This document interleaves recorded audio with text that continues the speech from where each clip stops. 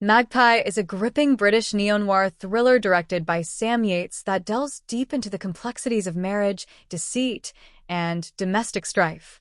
At first glance, it seems like another tale of infidelity, but as the narrative unfolds, the film delivers a surprising and thrilling conclusion that leaves audiences questioning everything they've witnessed. The movie focuses on Annette, a woman who is pushed to her breaking point by her unfaithful and neglectful husband, Ben. Through the brilliant performances of Daisy Ridley and Shazad Latif, the characters' raw emotions and complex dynamics come to life, keeping viewers on the edge of their seats until the very end. The film's opening establishes Annette's frustration with her husband. As a mother of two, she's already burdened with the demands of domestic life and the pressures of her career. Daisy Ridley plays Annette with a level of subtlety that speaks volumes. Through small glances, a furrowed brow, and fleeting moments of quiet rage, she conveys the inner turmoil that she tries so hard to suppress. Ben, on the other hand, played by Shazad Latif, is not just neglectful, he's deceitful, selfish, and emotionally distant. At the heart of the story lies Ben's growing obsession with Alicia, a co-star of their daughter, Matilda, who has recently been selected to play a role in a film.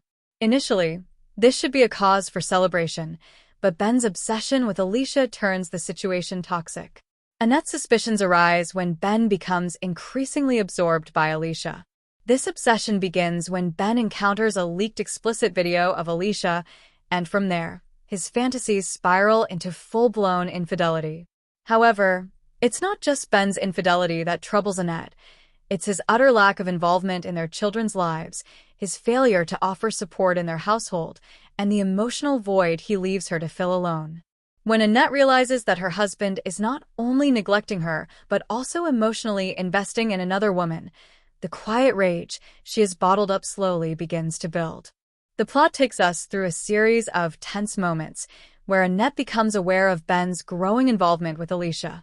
She watches him through subtle actions, searching for Alicia online, exchanging numbers, and even having secretive communications. What's more disturbing is how Ben feels no shame in letting his wife see the reality of his attraction to Alicia, as if daring her to confront him.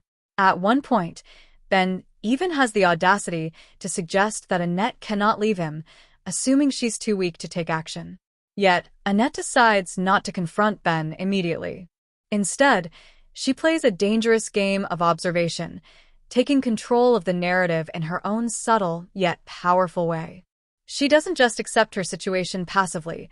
She takes note of every move Ben makes and begins to manipulate the situation in a way that exposes his lies. This is where the real twists of the film start to unfold. The film's climactic revelation comes when Annette invites Alicia over to their house for dinner. It's a final, calculated move to turn the tables on Ben. She has seen through his lies, and now she wants to make him pay, not just for his infidelity, but for his complete disregard for their family. When Alicia arrives, Ben's jealousy and frustration are palpable. He's uncomfortable with the whole situation, but Annette remains calm and collected, barely acknowledging his presence. The tension heightens when Alicia, trying to be friendly, asks Matilda about the emotional memory she drew upon to perform a particularly intense scene in the film. Matilda reveals that the memory she evoked was the pain of watching her father leave them for 8 months, a time that emotionally devastated Annette. This revelation not only leaves Alicia uncomfortable, but also lays bare the emotional destruction that Ben's absence caused. The dinner conversation becomes more strained as Ben grows more agitated. He's tired of Annette's games and decides to take control of the situation. He bluntly admits that he is in love with Alicia and is ready to leave Annette for her. He accuses Annette of trying to embarrass him, and his frustration grows when he realizes that Alicia seems distant and uncomfortable. It's in this moment that Ben's true character is laid bare: selfish, emotionally immature, and incapable of recognizing the consequences of his actions. But the real shock comes when Ben attempts to reach Alicia after the dinner. He calls her, only to have Annette answer the phone. Ben, bewildered and enraged, thinks that Annette has somehow stolen Alicia's phone. However, Annette calmly explains that it's not Alicia on the line, it's her. The true depth of Annette's manipulation becomes clear. She had been pretending to be Alicia all along. By swapping Alicia's number with her own, Annette had been stringing Ben along, keeping him in the dark and leading him to believe that he was engaging in a secret relationship with Alicia. In a twisted turn of fate, it was Annette who had been in control of the situation the entire time. This revelation is a moment of pure satisfaction for the audience.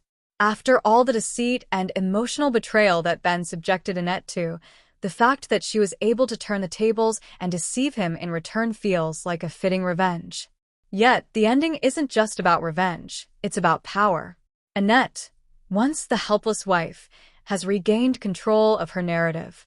She has taken back her agency and proven that she's not a passive victim of her circumstances. However, the consequences of Ben's actions are far from over. After realizing the extent of Annette's manipulation, Ben's world unravels. His fantasy of running away with Alicia, of escaping the mundane realities of family life, collapses. In a final, tragic moment, Ben meets with an accident. His car is found upside down, severely damaged, and engulfed in flames. While the film doesn't make it explicit whether he survives, the imagery of the burning car suggests that his chances are slim. Even if he does survive, it's clear that his life as he knew it is over. He has lost his family, and his personal and professional life is in ruins. What's perhaps more striking than Ben's potential death is the aftermath of his actions. If Ben dies in the crash, it would be viewed as an accident, and Annette would not be suspected of any wrongdoing. As tragic as it is, the crash seems to represent the culmination of Ben's selfish choices, a metaphorical and literal crash and burn. Annette, on the other hand, emerges from the wreckage as a stronger woman. While the journey ahead will certainly be difficult for her and her children, it's clear that Annette is no longer the woman who allowed her husband to dictate her life. She's now in control, ready to rebuild her life and offer her children the love and stability that Ben had failed to provide. Magpie ends with a sense of closure, but it also leaves the audience reflecting on the moral complexities of the character's actions. Annette's choices, while harsh, were a response to the relentless betrayal and neglect she experienced. Her actions were not without consequence, but in a world where Ben's emotional cruelty had no bounds, Annette's retaliation feels justifiable. However, it's also a reminder that no one is truly without fault. The film presents a powerful narrative about power, control, and the lengths one will go to when pushed to the edge.